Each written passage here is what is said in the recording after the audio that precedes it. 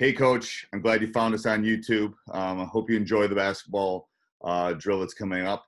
If you are here, you're probably a basketball coach. I want you to go check us out over at teachhoops.com, up here or down there. I don't think you'll be disappointed. 14-day free trial. If you just decide to join, lots and lots and lots and lots of great resources. So go check it out, and I hope you enjoy the drill. Thanks.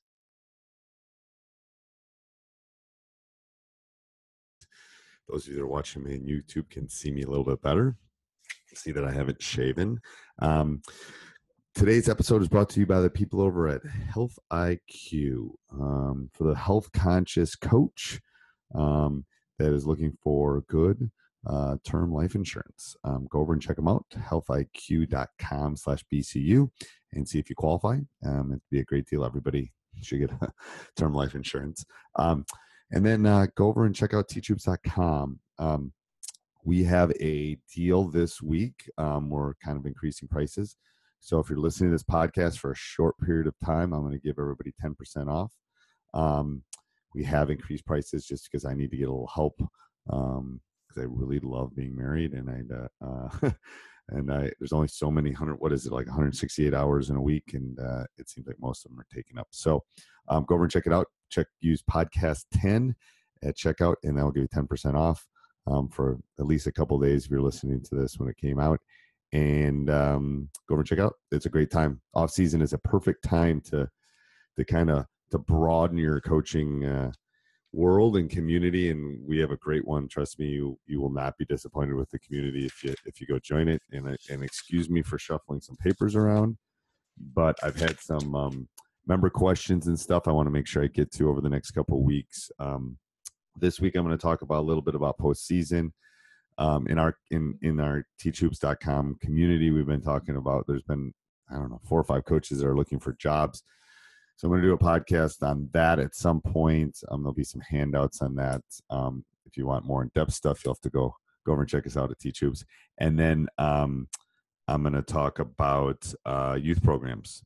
And that was another big question that's coming up, film breakdown. If there's anything that you want us to talk about, let me know at steve@teachhoops.com. And I can maybe try to get to that.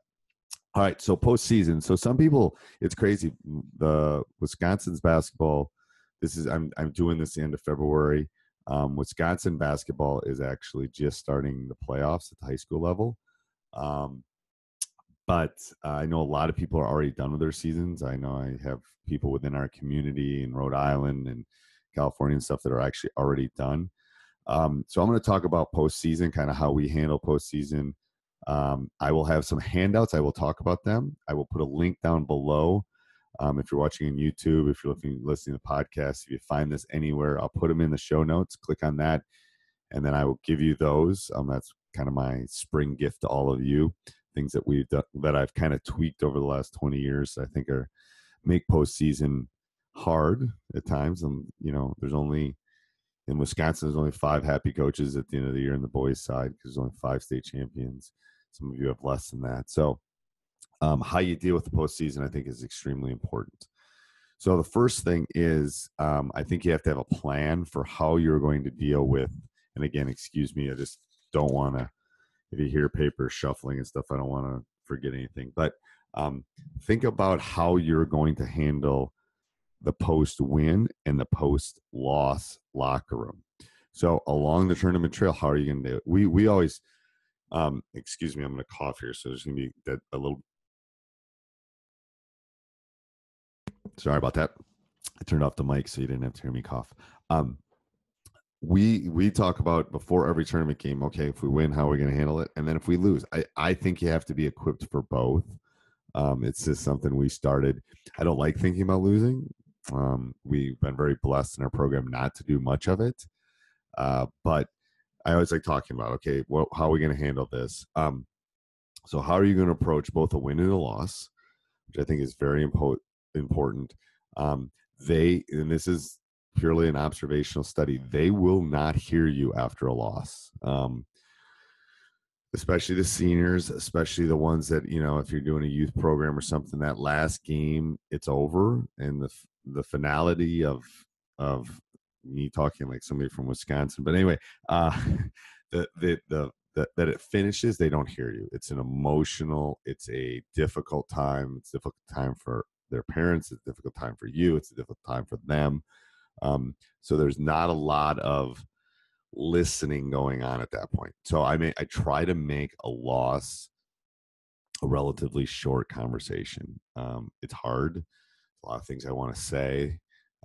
You've grown very close to them. Doesn't matter if you're a youth coach or a high school coach or a college coach. You spent a lot of time with these kids. So I think it's really important to keep that discussion as short as possible.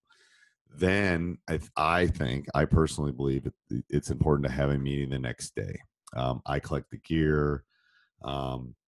I have a conversation with all of them, which encompasses the entire season. Talk about how proud I am, what we've accomplished, what we could have accomplished, how we kind of went about it. And then what I do is I go through a ranking process. So the first thing, I'm going to pull it up here especially for the people that are. So the problem here is anybody that's watching this on YouTube sees that I have like 85 different tabs open, which is a distinct possibility that I normally have way too many tabs open. So I'm going to talk about, I'm just going to grab the right one here for my Word. So the first one that I do is my ranking sheet. And that's down here, so it's not big enough. So what I have the kids do, and those of you that are, I'll describe this for the people that are listening. And again, I'll have it down in the show notes if you want to get this. But I have the kids rank each other from the best player to the 25th player. I have everybody in the locker room do that. I have the kids that are coming back. I have the kids that are not coming back. I have everybody kind of do that. So these names are all made up here. I've never coached anybody named Dewey Carp.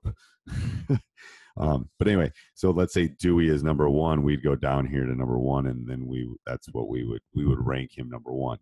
So I have them all do that. I think that's extremely important. And I'll explain why I think that's important in a second. And then after that, what we do is we take all those and we put them into an Excel sheet. So you can use Google or whatever.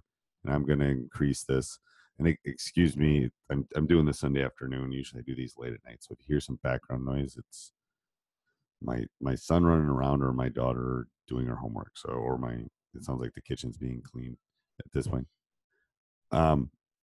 So what I do is I put them in the rankings and I get total. So I put a blank one in here for you, yearly summary, varsity. So this is an old one. And then it gives totals.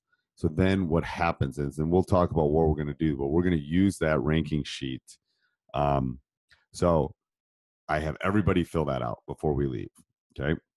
And I also have everyone fill out a written evaluation. So this is just a ranking. Where do you see yourself next year? Who are our starting five? Who are our post subs? Who are our perimeter subs? I want to know what all the kids, not only the kids that are left, but the kids that are coming back. Sometimes the kids that are seniors give a more honest kind of observation of it. And then, so hold on, I'm gonna open up the written. So then I also have them do a written evaluation. So that's just a ranking. What's your biggest area you need to be improved on? What's the strongest basketball skill right now? What are you planning on doing to maintain that level? What is your weakest basketball skills? What are you planning on doing to improve that? What's your most memorable team moment? What's the most memorable individual moment? If you were to coach, how would you have handled game preparation differently? If you were the coach, how would you have handled game coaching differently? I want to know that. And again, sometimes once they're leaving, were the rules set fairly and enforced consistently? What did you learn on becoming a varsity basketball player? So all those things are really important. What do you plan on doing in the spring, summer, next year, and all this? So this is a written thing. There's 11 questions. There's plenty of space for them to write. And I have them all do that. And then after they're all done doing that, then I pull them together and I give them the proud of you discussion with all of them. And then I get rid of the seniors. because after the seniors leave, then everyone sitting in that locker room is coming back, hopefully the following year. So I want to have a different discussion with them at that point, just to talk about, how's spring going to look, how's summer going to look, what is our goal, what do we want to do? Because they will listen to you at this point. That's why I think it's extremely important right after the season to do that. Before I go any farther, again, I will put everything down in the show notes for you. Go down and click, put your email in there. That will be not a problem to be able to find it. Also, go over and check out tryouts.com for coaches who want to get better. It's a great deal. We have a special for the next couple of days. Put podcast 10 in. Prices have increased, but this should help you. It's not going to be for very long. I'm limiting it to, I think, like 7 for this one. So if you want to get in now. And I'll put, like I said, I'll put all the stuff down on the bottom for you. Also, go over and check out healthiq.com/BCU. It's for the health conscious person that wants to get term life insurance. It's a great deal. Again, I would not have them a sponsor if I didn't think term life insurance was important, and if I didn't think this was a great company. So go over and check them out, healthiq.com/BCU. All right, back to what we were talking about. So talk to all of them. Then we just talked, set the tone for the spring and the summer, have something to sell them. You're going to know what they kind of want to do. And then what we want to do is we want to have individual meetings. So I usually do this after the banquet, after everything is done. We're going to come back together and we're going to sit. Now, I think it's important for a couple things. First of all, make sure you have more than one coach, assistant coach in there. So have 2 or 3 coaches so everybody's hearing what you're saying, because that's extremely important. I know I talked about that in a previous podcast, but make sure that all the voices are kind of hearing. Discuss their personal evaluation, which is the written one, because you can at that point say, Johnny, oh man, you were the 11th man this year and it's going to be really hard for you to make it. Or, hey, Susie, you're really good at your left hand. Let's work on your right hand this summer. So what can we do to do that? So I pull out several things. I pull out all the numbered evaluations at that point, and I'm going to compare them, and I'm going to say, okay, you ranked yourself 3rd and everybody else ranked you 7th. Here's what we got to work on. I don't see that. Every year there's 1 or 2 that the gap is too big. It's 3 or 4 standard deviations from the stats teacher here. And we got to have a serious conversation about where you're at.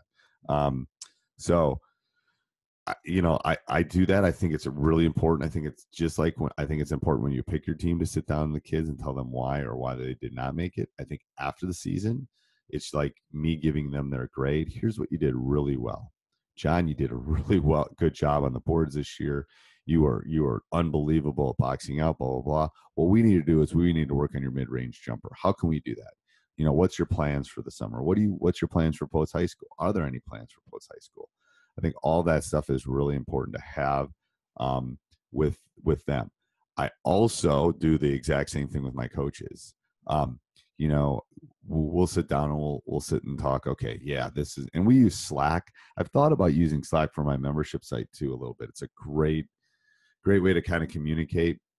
But anyway, we'll talk about, hey, we did a really good job on our scouts this year. We need to do a better job on skill development and practice. We need to do this a little bit better in practice. So all that kind of stuff I think is extremely important as the leader of the program to help them with their post evaluation, not only for the players but for the kids. If you do this, I tell you, we've had great conversations in Teach Hoops about this, but I think this is setting the tone for the following 9 months. It really is. If you want to change a program, if you want to build a program, if you want to make a program successful, you have to do these kind of things, or it's going to be really difficult to do it. So go over and check that out. Again, people that are listening to the podcast, people who are watching this on YouTube, doesn't really matter. I put all the stuff down below.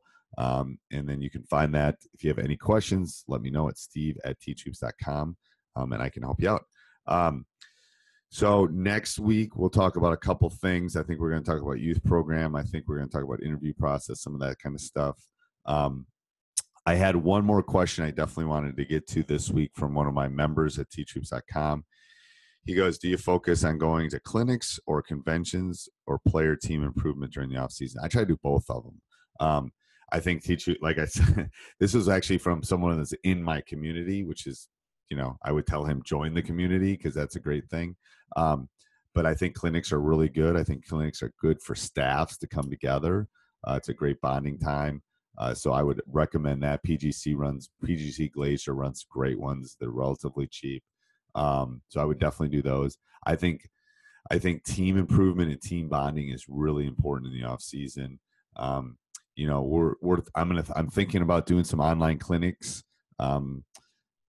Hopefully to maybe have some masterminds and get people together in definitely smaller groups. Teach Hoops has actually gotten to hundreds of people, and it's harder to get maybe get us in a small mastermind and sit down and talk about it. But anyway, I would definitely recommend doing both of them. I think both of them are really, really a good idea. So have a great spring. Hope everybody wins their last basketball game that they're coaching, because that's always a good thing. And my advice to you as a coach, just don't be that kid's last coach. That's always my goal. I never want to be the kids that I coach. I don't want to be their last coach ever. That means they get to play more. They get to play beyond me. And especially youth coaches, that should be your goal. You do not want to be this kid's last coach. All right. Have a great week, everybody. And we'll talk next week. Bye.